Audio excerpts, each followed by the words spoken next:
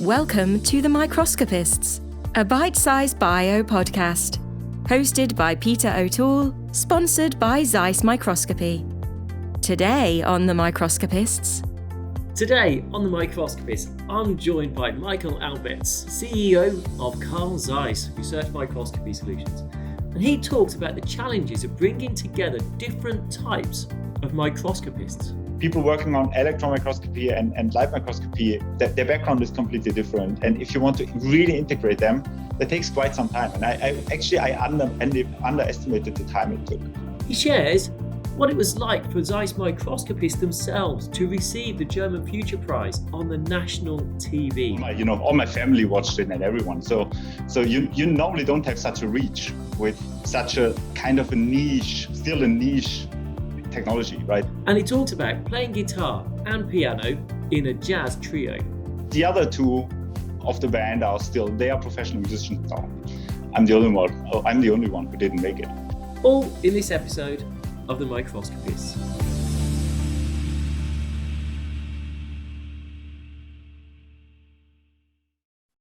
Hi, I'm Peter O'Toole from University of York and welcome to the Microscopists. And today I'm joined by Michael Albiez, who is President and CEO of Carl Zeiss Microscopy. Michael, welcome to the Microscopists. Thank you, Pete. Very brave coming on today, but I will start with a thank you because obviously it's Zeiss who have sponsored these podcasts. And I know I've been trying to get you for a while and you've always declined, but I'm really grateful because I'm hoping today we'll see a different career path to many of the other career paths and different tracks. And I think that's really important. So I'm going to start maybe to see where these career tracks start. What was your degree in to start with? I actually did physics and mathematics studies for becoming a teacher actually originally. So I didn't want to do this career. I did actually. And then I found physics was just fun. So I decided to do a PhD as well in physics, and then actually wanted to become a teacher. But I wrote one application, and that was to Zeiss.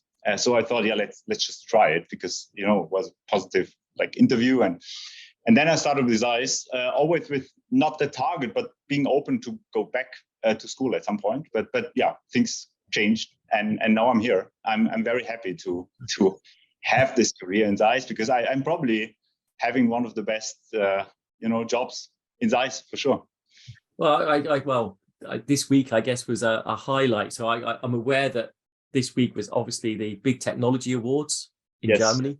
Yes. So by luck, we've got you just after that, and so Zeiss actually. So this award was televised for national TV in Germany, exactly. And the award was given by the president of Germany himself.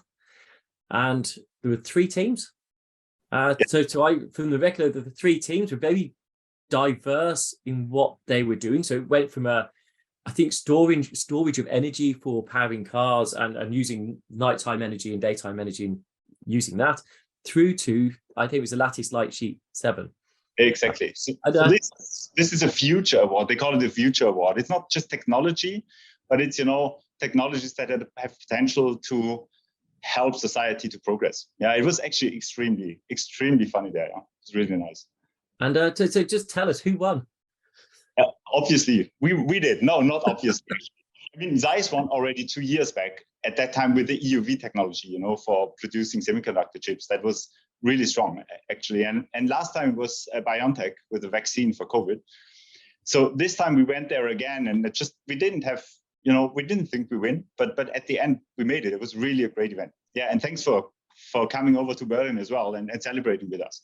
But Berlin was an awesome city. I actually thought the event itself, regardless of the prize and the winners, I thought that the actual event was quite inspirational. And I think it's a shame that other countries don't have the same profile where such a high profile person is given the award, but it's on television. Because I think if you're a school child watching it with the parents, if you're a student at university or postdoc watching this, or even in a company watching this, you would be thinking, oh my goodness, what can I do to win that award? There's still so much innovation to be done. And that's what it really struck home. There's so much still to be done. And for microscopy to be highlighted in such a way, I think shows the appreciation of just how important microscopy is in the world, not just scientific world, but just the world for everyone at the moment. No, it's true, and millions of people in Germany watch this, right? It's basically nearly prime time broadcasted live in German, second program, German television. So yeah, all my family watched it and everyone. So you normally don't have such a reach with such a kind of a niche, still a niche technology, right? Microscopy is something people remember from school. I don't know, but how far this went over the past hundreds of years, that's cool, and people saw it. So we're really proud to win this prize, actually. It was grand and great for your Thomas, Ralph, who were up there on stage. You said, again, you're thinking about their microscopy at school. You wanted to be a teacher. Yes. So what, a high school teacher or junior school teacher? No, high school teacher. And did you actually start teaching? No, not quite. I mean, I played a lot of piano when I was young, and I gave piano lessons, and I just enjoyed working with kids and teaching kids. And actually, I know I thought about what can I do, what is reasonable to do, and I always like mathematics and physics, and then this teaching background brought me to the idea to start studying. I didn't have quite a plan, I must say. I just started it, and it turned out to be extremely interesting. Especially physics, I must say. And I presume no regrets not going into teaching? No regrets. No, for sure not. So I stopped giving piano lessons. Just today I did some practicing with my son on mathematics. So that's a benefit I can still do with my kids that are growing up, but that's the only teaching I get, actually. And how old are your children? They are 19, 18, and 15. Okay, so not dissimilar to my own. So, and 3 boys, girls? 2 girls, 1 boy. Easy to handle? Well, it depends on the phase, I think on average, yes. It could be much worse. It could be much worse. It's a very British type of thing to say. It's okay. So from your degree, did you go on to do a PhD? Yes, in physics, actually in quantum optics. So I was a lot in optics, experimental quantum optics. That was a really very agile topic at that time. I think we had PRLs most every day in this field at that time, 20 years back.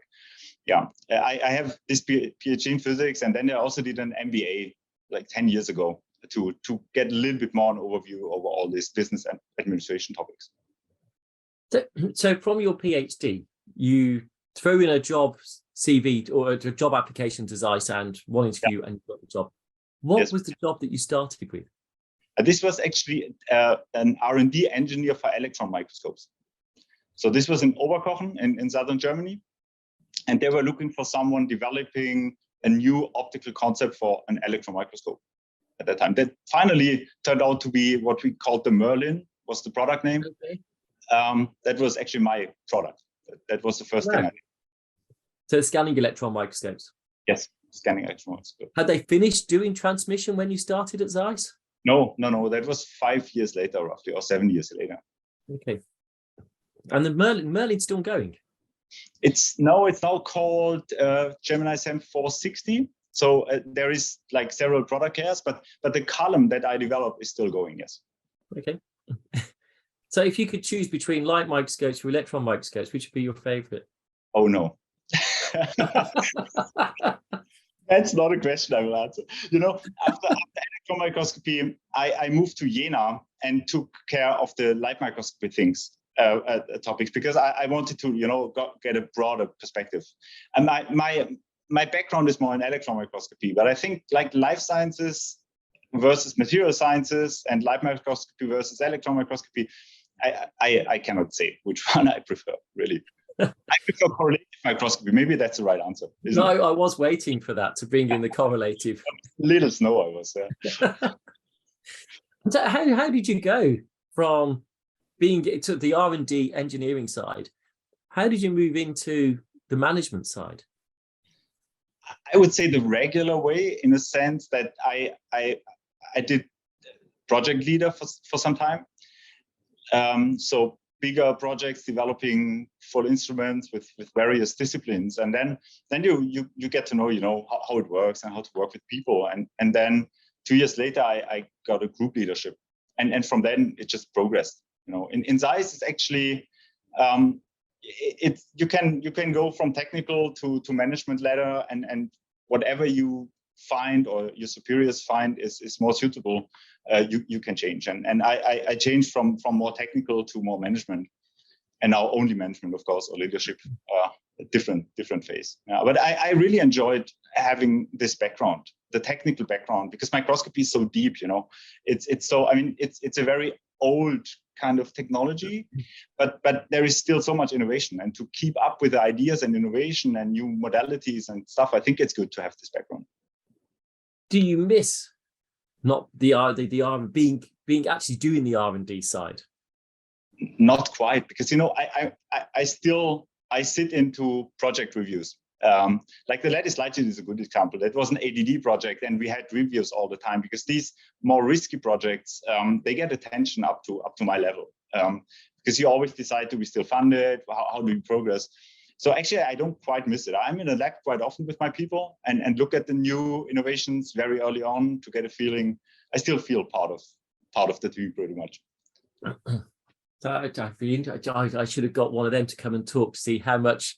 I wonder how apprehensive they are when they're showing you what they've got or what their next product is from AAT, and coming in and waiting for your, I guess, your rubber stamp to carry on, or not. They don't want you to touch the systems anymore. I tend to find the bugs and break them, but I can still look at them and ask questions. That's good.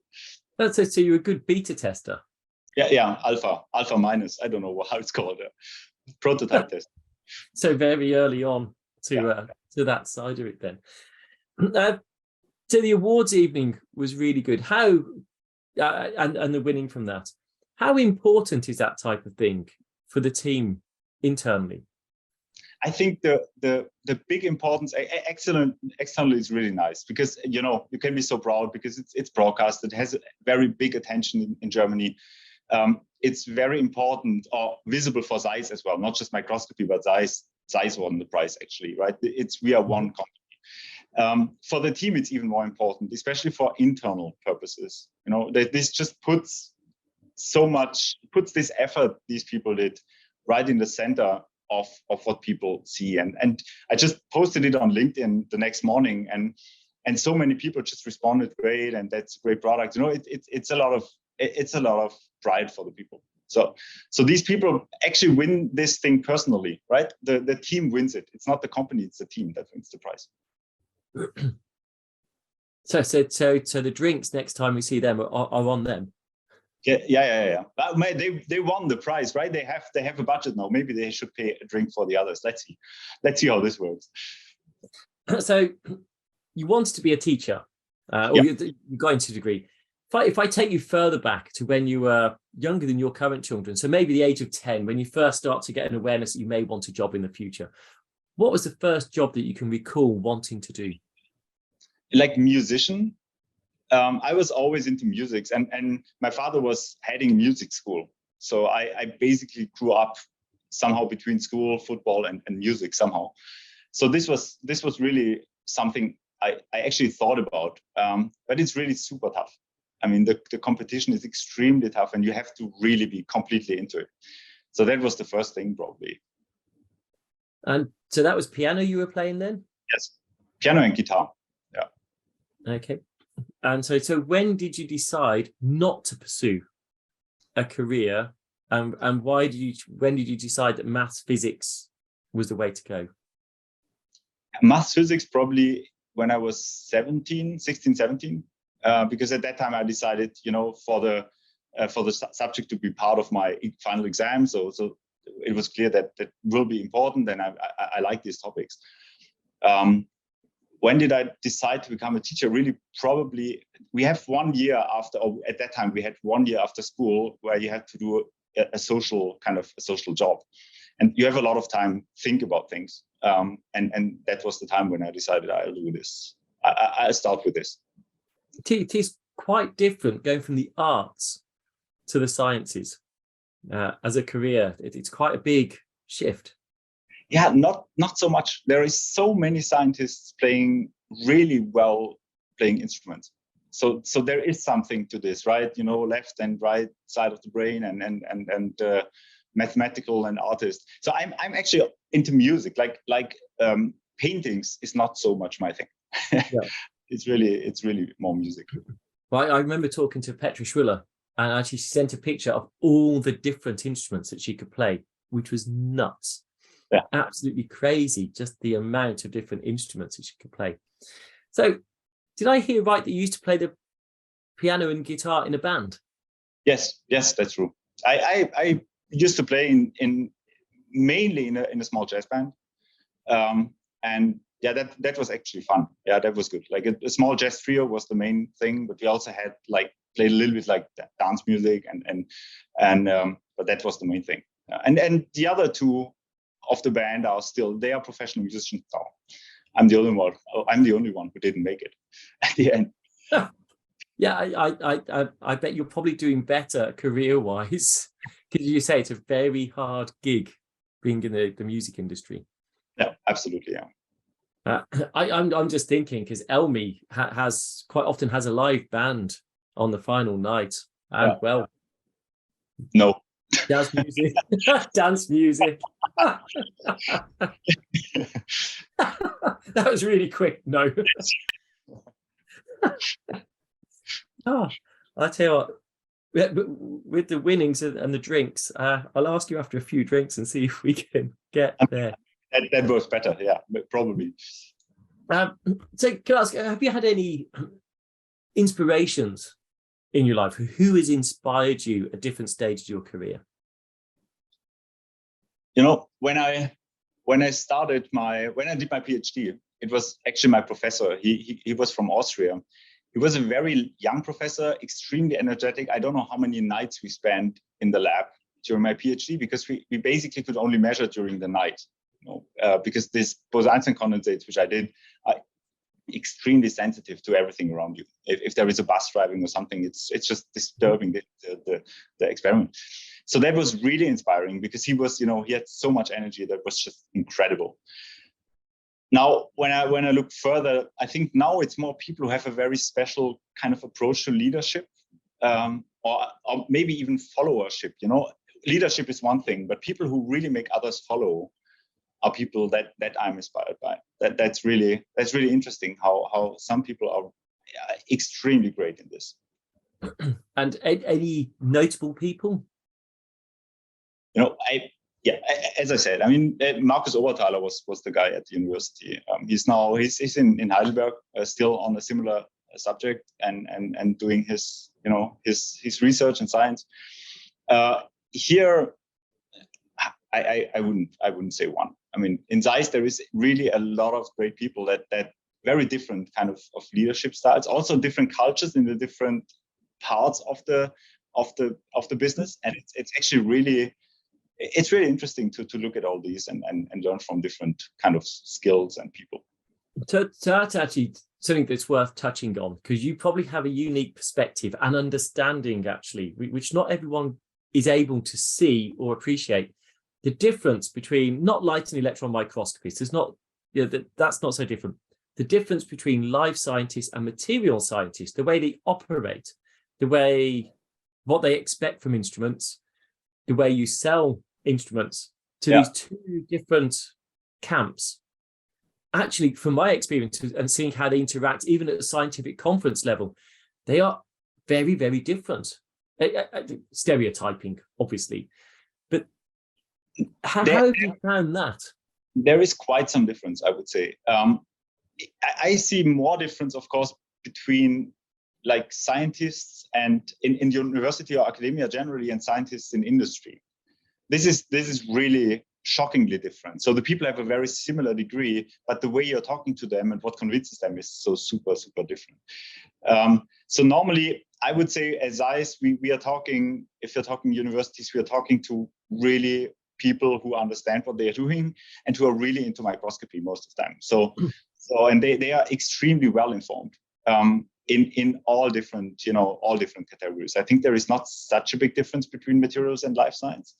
But I think that the way they are looking at things, like one is more heavy on biology, the other one more heavy on physics. The one is more, more involving like looking at pictures and fluorescence images, which is the preparation is pretty complex. The other one is more looking to more fundamental understanding of what's happening there in terms of physics.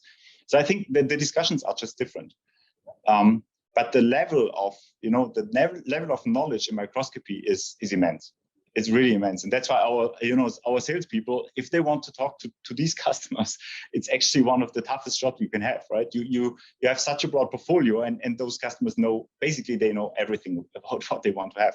It's really an interesting, a very interesting business. I can't remember if it was yourself or someone else that once said, actually, when you launch a product, within a few weeks of launching a product, there'll be customers that know more about your product than you do. That's in terms of applications for sure. I mean, you're developing a product. There is a lot of project management. There is a lot of retiring technical risk and getting this thing alive, get all the parts and build it and make it stable and reliable. And then at the end, when you have one, you actually do real applications work with customers. That's the approach we have. So customers tend to learn very quickly, and you tend to learn then from customers. That's an interesting phase, because until then there is no one else, that knows about such a project, really. And then, of course, the challenge is to have various customers. Like with the latest slide sheet, we had 10, and we try to early customers, and we try to really learn these applications and the target positioning from these customers. It's true. People are really informed. So how nerve-wracking is it when you launch a product to see if it will sink or swim, if it'll be popular or not popular? I think it's nerve-wracking after like 2 years when you look back. The launch is always exciting. It's super exciting, especially for the teams. They worked for 5 years, 8 years, 2 years on a subject. And at the end, it's very intense. Day and night, they are working. And then it's launched. And then normally, like, there is a big spike in interest, but the funding is not yet there very often. So you only see, with a delay, you see the economic success of a product. People are really excited, like it, and there is applications coming up and stuff, but only after 3 years, looking back, typically, does it really hit a broader market? And that's where it's actually really exciting when we look back and see, what we estimated in terms of business potential and application potential, did it really come true? Unfortunately, you only know it after 2 years or 1 year or whatever, not immediately. I think that's a really good point you raised. Quite often there'll be not criticism, but we know this technology that's been innovated. And as scientists, you can't get access to it commercially to run it out in a lab because it takes time. But when the product is launched, it still takes 12 months to put in a grant application, get the grant funding, go through a tender process, and deliver the product into a lab. And that's comfortably 12 months from the product launch to when you can probably buy it. So the funding model doesn't suit super fast research. Some institutes will be lucky and will be able to buy one very early on, or may have funding for a similar model that they can upgrade or switch to, but there is a delay. So, thinking about speed of innovation, you'll appreciate this. People will say, how can you enable quicker access? And you say it can take 2 years, 5 years, 8 years for a product to get to market. Now, for some technologies, that's eternity. So why does it take so long to get a product to market? It really depends on the conceptual, like, R&D topics on the product. So if we have really high risk projects and products, say with a very rough idea what you want to do and a rough fully new optical concept, like the latest slide sheet, then you really start with prototyping and trying to retire risks that one by one. And normally these don't have huge budgets at the beginning. We tend to have a funnel ideas, a big funnel of ideas, and then what we call advanced development is working on these. It's not yet a real, it's not yet a real project. It's technology scouting at the beginning, and then a typical R&D project, then once risks are retired and so on, takes like 2 years on average. If you're talking software, that can be much faster, of course. You're talking like agile development with sprints like 3 weeks, 4 weeks, where you can have something, improved on a shorter time scale. If parts are involved and you need to get complex parts from your suppliers, of course, the scales are different. So it's difficult really to say how long on average it takes, but there is a big span. So the lattice light sheet, which you have in your background. So if you're listening, Michael's got some really cool movies going on, which I presume is from the lattice light sheet 7 and the lattice light sheet 7 behind. From start of the project, from scoping to commercializing, how long did that take to get to market? I think roughly until now, like 2 years ago, we really launched it. We had a pre-series before that. And for this project, we decided to have a pre-series because that was so new. And we wanted to bring it to customers to really learn about applications before we actually have a series production. And you mentioned this before, otherwise from really having something until the first people can really get it just takes too long. So this one was roughly 8 years. 8 years. And the main development was probably 3 years, where we really made it into this nice box back there, right? It was like a concept, big system. And then the task is to bring it to especially with this one, to bring it to a usable, user-friendly box. This was actually the main task of the project team at the end. Yeah, because obviously Eric Betzig was the brainchild behind it in a way, but you kind of turn it up on its head. Quite literally, you turned it on its head and turned it 180 degrees, which makes a fundamental difference to us as an end user, as a biologist. And Eric, speaking to Eric outside of the podcast or anything else, he was pretty pleased actually to see it get to market and in the way it's been delivered. I think he's probably pretty impressed with where it's got to as well. I think so too. And he mentioned it before. I mean, the fact that we are getting it, into this kind of geometry, imaging through the glass, basically, which is tough, correcting all these errors, and this in a way that is user friendly. You can use your normal samples. I think that was the big innovation. Actually, you're absolutely right. The basic principle very often comes from actually our customers or people who have ideas, and we are proud to take these ideas and basically market them. We are not, not necessarily the most clever people in the world. There are a lot of clever people out there, and networking with them is good. But I think our engineers have, over decades, have learned to bring it to a product that finally really works. And this is I think what is so special about this and other projects. There is many other examples where the true innovation comes from the customer. Right, and what we do is, commercializing it and bringing it to more people.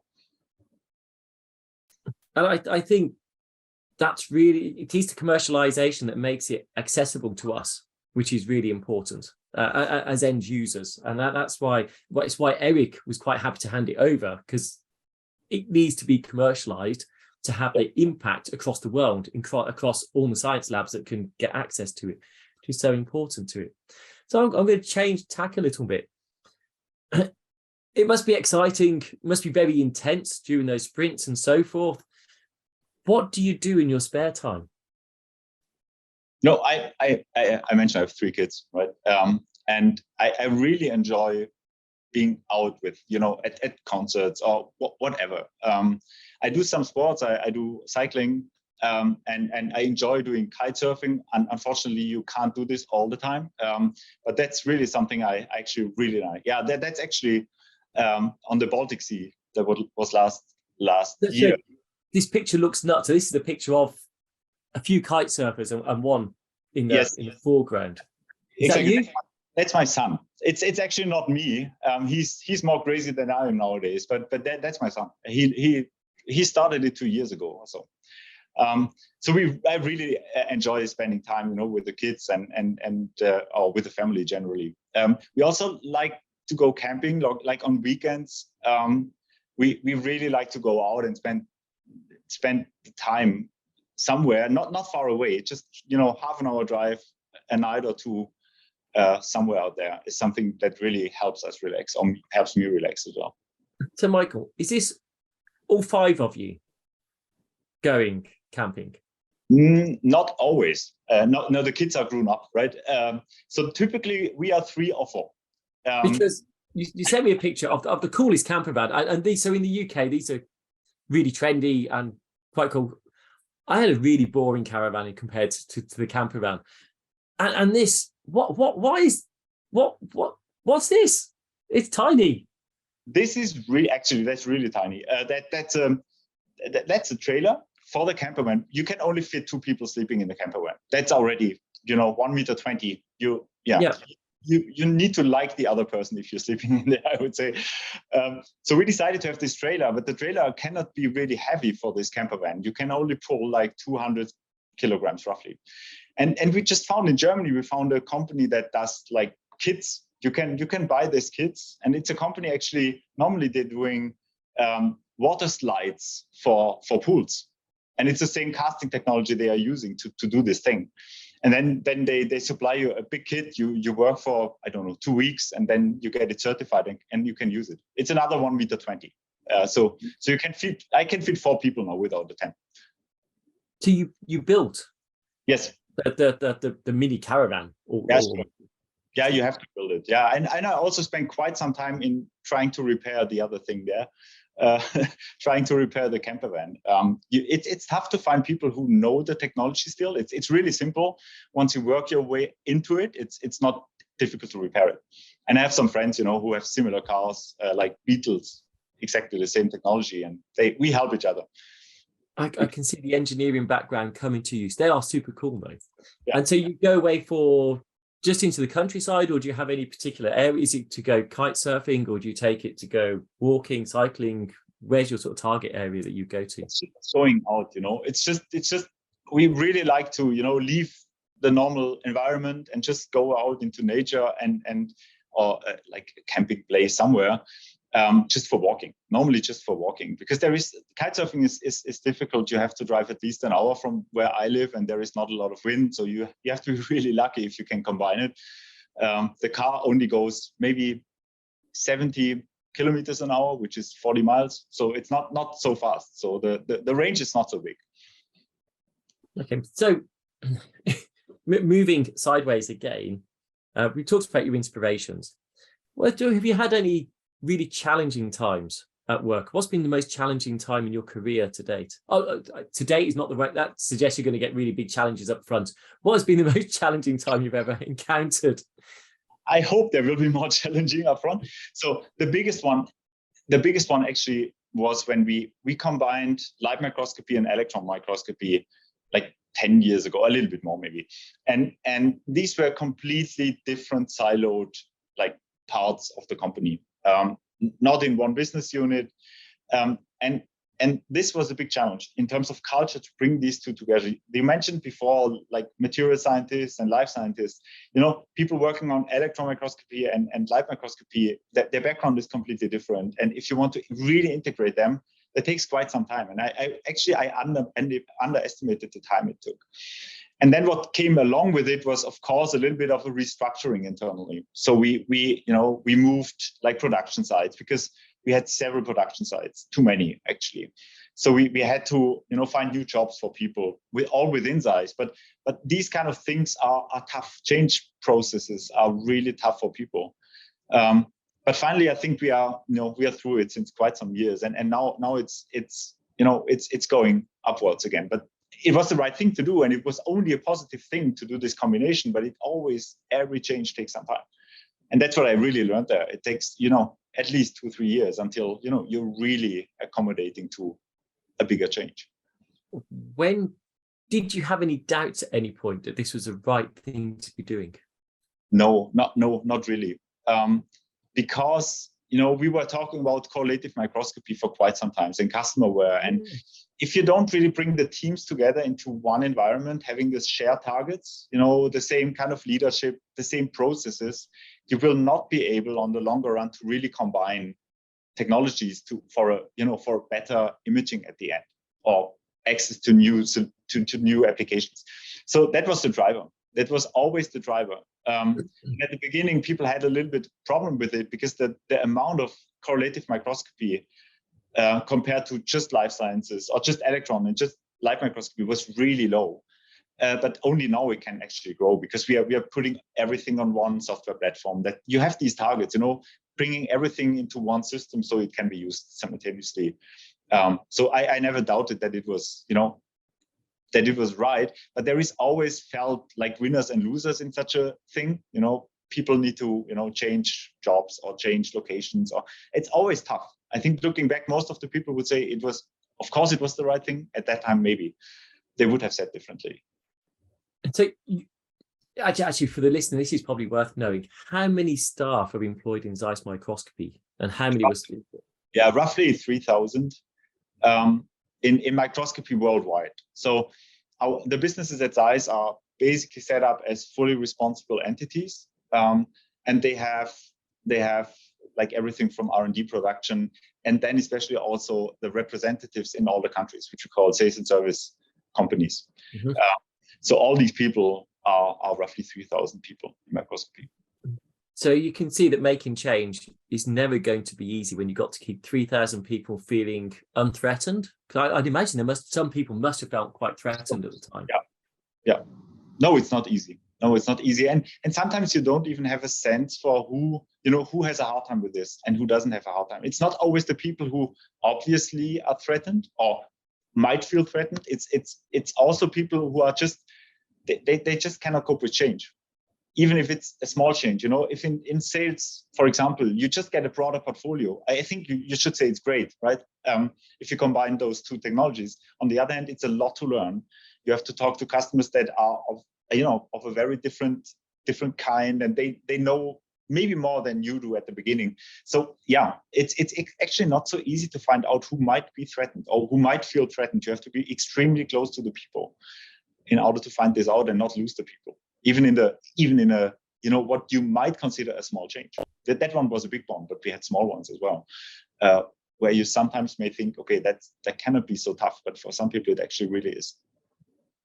That's do you think everything is settled now and steadied and now more iterative rather than one big bang for bringing things together?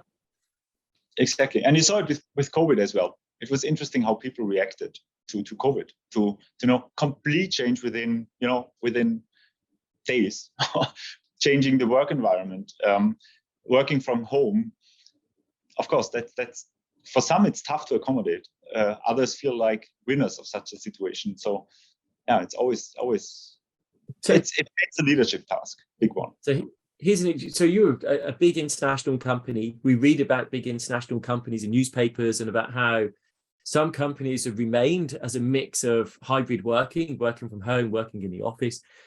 How and I know historically Zeiss was definitely working office atmosphere before COVID. It's very much you don't work from home, you work in the office. How are things now? Things are pretty open, I would say. So we have we call it mobile work. It's not home office because for us it's important to bring the people together from time to time. I would say on average it's probably 50-50 now. For some people it's more. For some people they cannot work from home. Like in production, it's really impossible. Yeah, of course. Service people cannot work from home. They have to be at the customer side most of the time if you don't do remote service. But yeah, I would say 50-50 roughly. But what we say is whenever we have those team days, right? So we try, when the people are in, some are always in, but when people are coming in, we try to make sure that the team aligns such that it's really quality time for the teams to really discuss. So there is just no point in people sitting in front of their computers all day in the office anymore, right? This is not the thing. So they should meet in front of prototypes or like discussing product specifications between marketing and product management and R&D. These things are extremely helpful if you sit together. Other tasks can be done from wherever you are. Yeah, we are now in a mix. I think it's a good practice. Actually, we still need to meet. I'm fully convinced that this is for an innovative company that brings together mechanical engineers, electrical engineers, software engineers, and then application people, and you need to discuss these things in especially in R&D, but also best practice sharing for I'm in the demo lab today. People need to, they need to discuss, how do you do this? How do you prepare the sample? If everyone works for himself, it just, you lose so much. I think there's a lot of corridor chat where ideas, inspirations, problems are solved. It's just that, and you don't bump into people when you're working mobile. When you're working in a home office, you're not going to just bump into someone and have a chance conversation that could be the next big thing. But at the same time, there's so many meetings that are via Zoom or Teams or whichever, that actually you don't get to bump into people when you go into work. You can sit in front of your laptop, talk all day, and then go home again and not have seen anyone because you're just committed. Yeah. So I guess the focus and making sure there are focused meetings. Yeah, we have these system days, for example. We call them the system days. So it's a full day discussing about a project. And this is not remote. This is on, in the office or in the lab. These are super important. And then you have, what people also really value is the lunch together. We have a great canteen in all our sites. And there you bump into people, right? You bump into people from other business units. You bump into colleagues from other departments of your own business unit. And many people go for lunch. And also many of them have a walk after lunch. And that's actually where things happen, or typically, in front of the coffee machine, wherever. You get a sense of the team again, and not a sense of teams in your computer. It's different. Yeah, it's really different.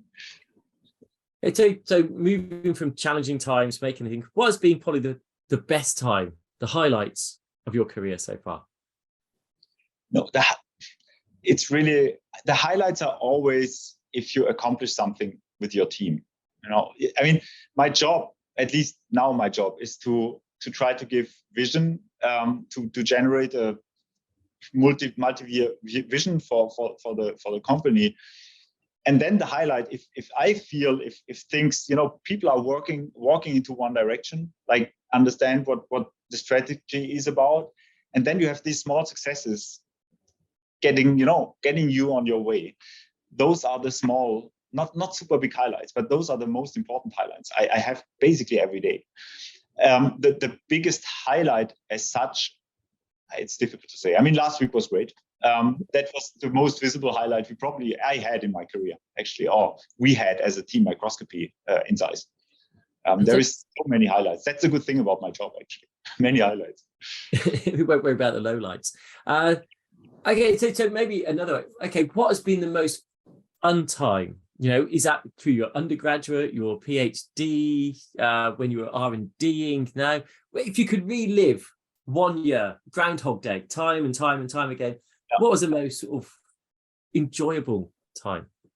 The most enjoyable time probably was during the PhD, because there was so much. That was such a great team, and we were working during the night, and then during the day we couldn't.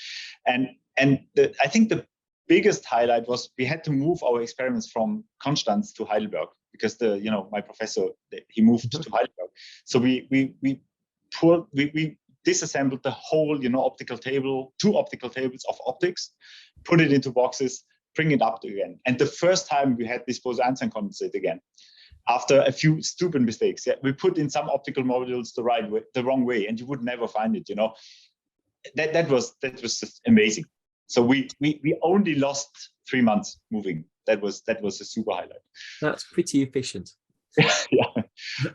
I'm going to ask you some quick fire questions. Yeah, that's good. Okay, so PC or Mac? PC. McDonald's or Burger King? Oh, none. Do your children not like either? Yeah, they sometimes do, but I actually really don't. Okay.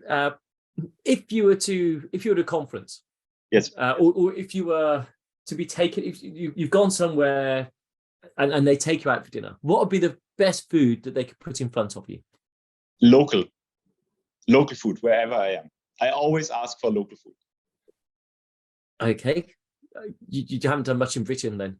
You might not choose local. Fish and chips from time to time is great, right? Especially if you're in going to a football stadium, fish and chips is great. It really depends on where you are. And what about, is there anything you don't eat that you do think, oh no, I really don't like that? No, not really. Wow. Oysters, maybe oysters. I can eat them, but I don't really like it. Okay, that's fair enough. Coffee or tea? Coffee. Short or long coffee? Long. Long. Ah, short. I actually didn't manage to switch on the coffee machine here in the demo lab, so I'm with water. I have water too, of course. Wine or beer? Wine. Red or white? Red. Any particular region?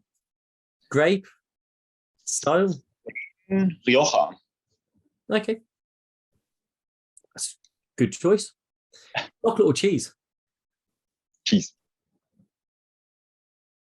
Hey, early bird or night owl? No, absolutely early bird. Yeah. So what time do you rise? 6:30, roughly, which is not super early, but I don't waste time in the morning at all. I start working as soon as possible. I don't have breakfast normally. I just grab a coffee and start. In the evenings, I need some time to relax, and that's the evening for me.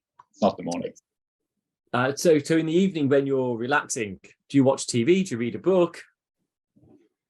Actually, we now maybe changing a little bit, but we try to have a not a big, but dinner together with the kids, pretty extended one. You know, in terms of time, everyone comes in the evening and would be talking about their day. I don't watch so much TV, I must say. If I watch TV, I watch like documentaries, how to repair cars, for example. That's good.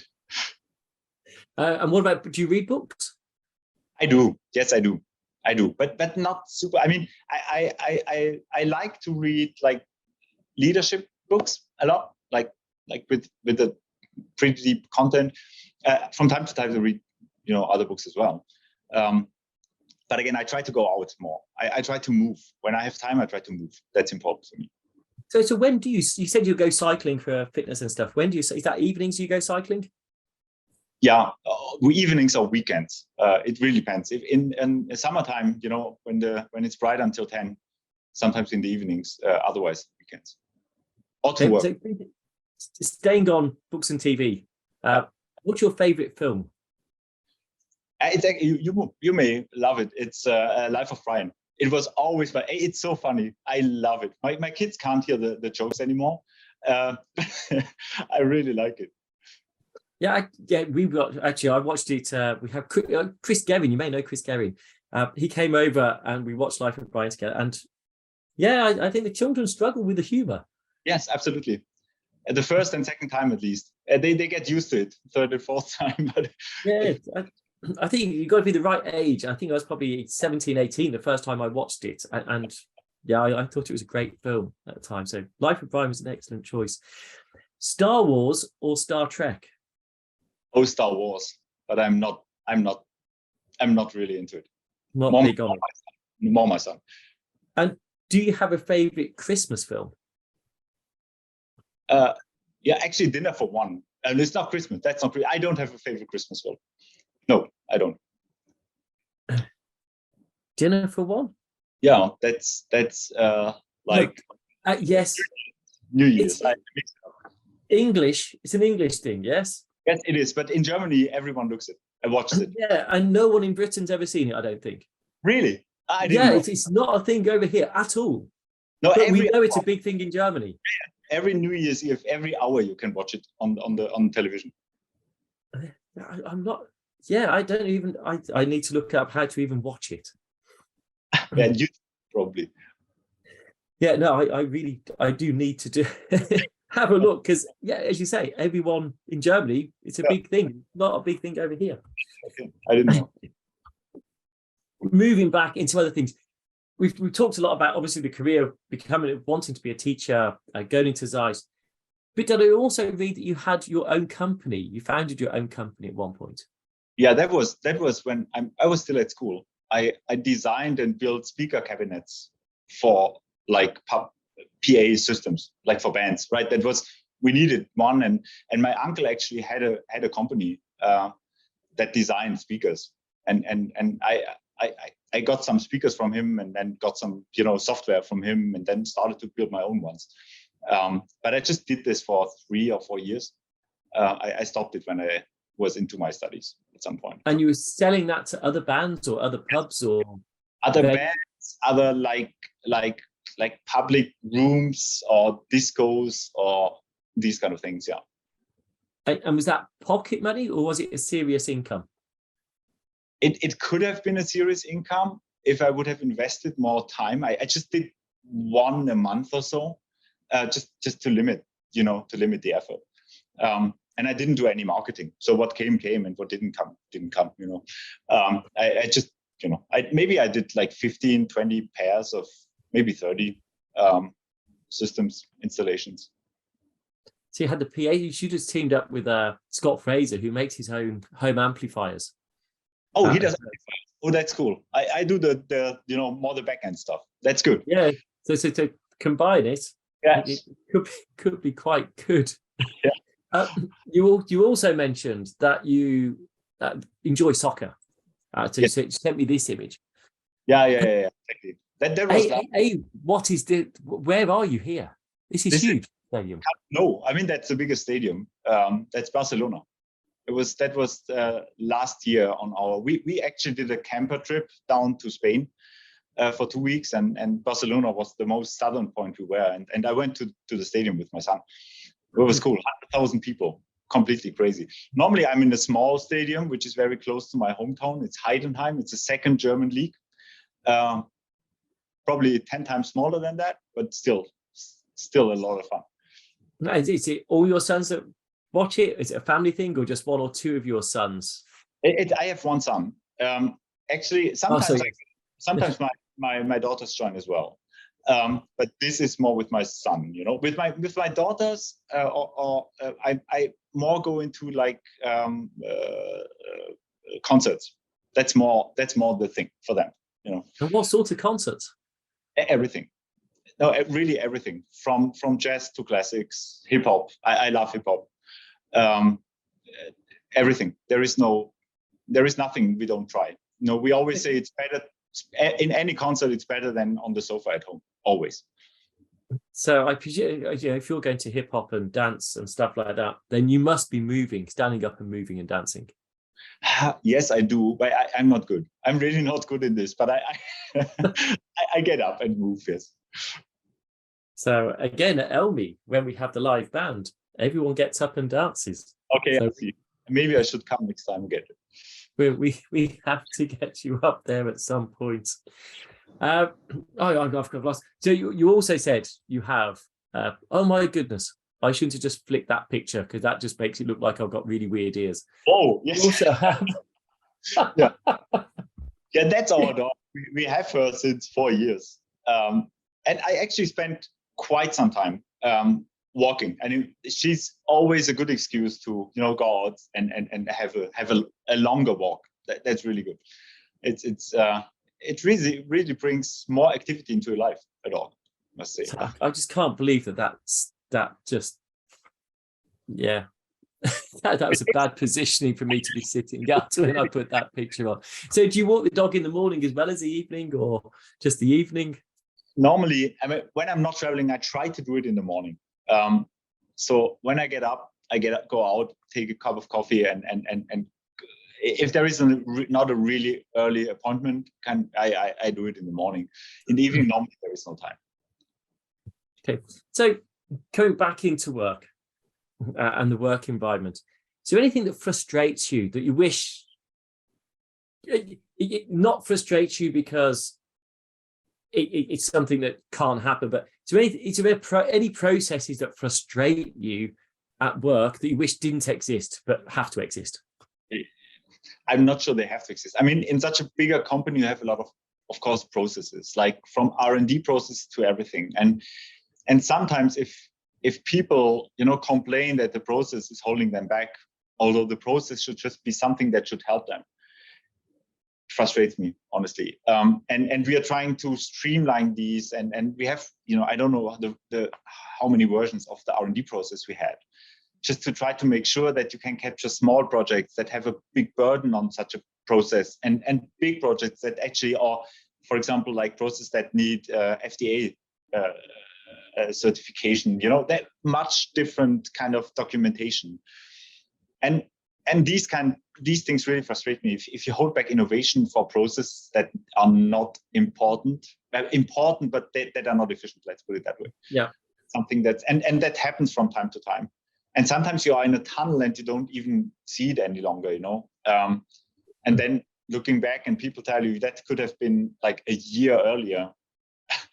That's really bad. Just because of the process of getting it certified and out. Yeah, especially, exactly. And you have these gate reviews, and I don't want people to spend so much time preparing for these and documenting, but some really do, and they feel they have to, and they spend, too much time in overhead. That is at the end not valued by the customer. You want a stable product, so we need a process, a good process. We make sure that we have quality, and we always have software bugs, but limited, and some you can handle. But that's something in a big company that you really have to learn this. That there is much more than just a few R&D guys doing something. Just the decision until you decide what you do is already a process. And when I had my own company, I just, I built something and I built it, and 2 days later it was there. So I had to get a little bit more patient when I came to such a company. So I asked you what you wanted to be when you were 10, as a teacher, and then obviously we can see how you came into where you are today. Yeah. In another 20 years, where would you like to be? I have no plan. Honestly, I have no plan. And that was always a success criterion, I think, for me. I think it's good if you are, for the time you are here, right? You don't work for the next step. Eventually something will happen, always, right? But I think as long as you're having, fun with what you're doing, people will notice this. If you're only there for, showing successes to do something else, is not the thing.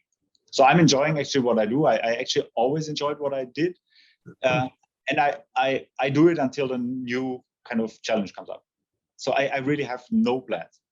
I don't think I've ever asked this of a guest, actually. And I think actually why I haven't, I've only just thought of the question. If you could have a year sabbatical and step into someone else's job, of anything, yes, what would you like to go and sample just to get a feel for it, to know what it's like in that environment? I would actually love to work in a startup that has a big purpose, like either in the more biological field or in environmental field. I was actually you asked me before, people that inspired me. I was 2 weeks ago, I was in South Africa for this African microscopy initiative. Maybe you heard of it. Yeah. And one of our customers actually, Leong Ju, he started this with his idea, right? And then he brought these big foundations behind him, and Jan Zuckerberg and Gates Foundation, exactly. And he really implemented something in a kind of a startup approach, something really, really big and fundamental and sustainable. That's something that if you look back, in 30 years, I think that would be something that you keep in mind, that you leave your footprint. And that would be something. You have to find something, of course, like this. You have to really have energy for something like this. But that would be something I would try to do, at least. And that's I think actually they've got a really hard job in delivering what their vision is across Africa in a sustainable way. Yeah. I think that there's many complexities behind it. So actually, we talked about frustrations in the workplace. I think Leong is going to encounter, and he probably already has encountered some frustrations. But I think with Karen Jacobs and everyone else, I think they're going to encounter more and more quite high walls to get over. I think even within Europe and the Americas, North Americas, there are still walls in the way of the best practice. Yeah. And I think they're going to have even bigger walls to break down. But the only way to improve is to try. I think it's a big attempt. It's really a big one. It's not it's a one person's idea. but it's now a big multi-year initiative.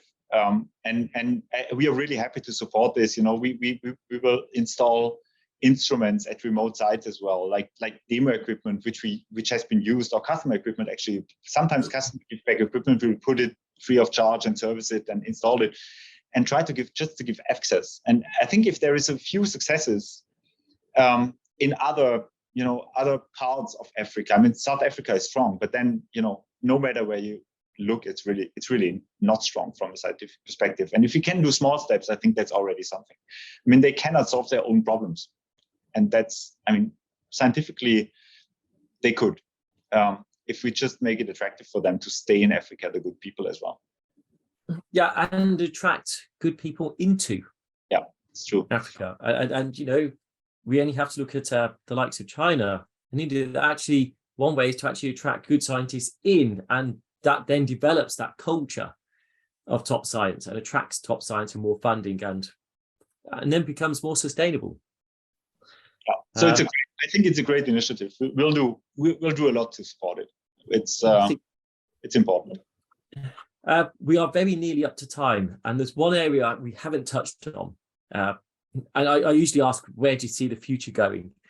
But actually, I think a big thing, Zeiss is a hardware company historically. How much do you see big data, artificial intelligence, machine learning? Where do you see your role in that?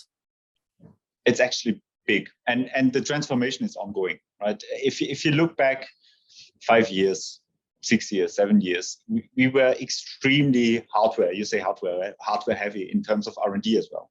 So we probably had 80% hardware people and 20% software people, but honestly, more or less system control software people.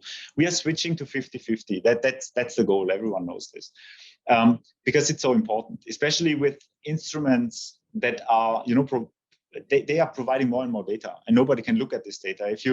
Those crazy projects like this brain reconstruction projects, the human brain project, which is done with an MSEM, with several, or with whatever technology, with a few nanometers resolution, and the brain is really a big thing.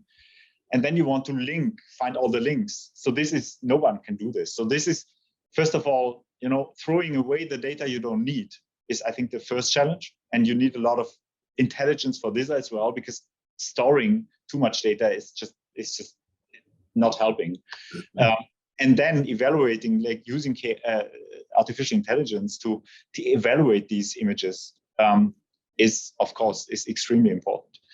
And we have systems today that if you just let them run and just use with this one 2 cameras and let them run for a day, most every hard drive will be full, with images. So that's a big one. It's really a big one. And I'm really happy that also customers drive this innovation. That's a joint, and also infrastructures in universities is important for this. It's not just it's if we're talking correlative microscopy, we also want to be open to microscopy like modalities that we don't have at Zeiss. You want to correlate, I don't know what, X-ray fluorescence images. We don't have these, and we don't want to necessarily expand our portfolio, but we need to make sure that you can handle all the data and bring it together. So I think in terms of open architecture, in terms of all these, intelligent ways of processing data, I think we need to be open, and we need to progress for sure. And I think this is where maybe different companies across different platforms need to talk together as well to help the scientists answer the questions, because at the moment it's very difficult. We are probably just over the hour. That's gone super, super fast. I'm sorry. Michael, thank you so much for taking your time to join us today. Thank you for plugging half the podcast, because as you just mentioned with the brain, with Jack Lippmann, obviously is one of the leads on that, and Mark Ellisman, so other podcast guests, which you nicely brought up somehow along the way, along with Eric and so forth. But everyone who's listened, I hope you found this really fascinating and different to some of the other podcast guests that we've had. And Michael, thank you so much. I think still equally inspirational and showing different career paths and how to progress a career and the complexities that you have to deal with, and actually you still seem quite chilled. And yes, they're not. They don't seem like challenges to you. They just seem like a way of working. It's you're too at ease. Yeah, thanks, Peter. And think that was a really short hour. So thanks for making this such a great discussion. Pleasure. So everyone, thank Michael. Thank you very much, and thank you everyone. And don't forget to subscribe to whichever channel you're listening to, and go listen to some of the other microscopists. Michael, thank you. Thank you for listening to The Microscopists, a bite-sized bio podcast sponsored by Zeiss Microscopy. To view all audio and video recordings from this series, please visit bitesizebio.com/the-microscopists.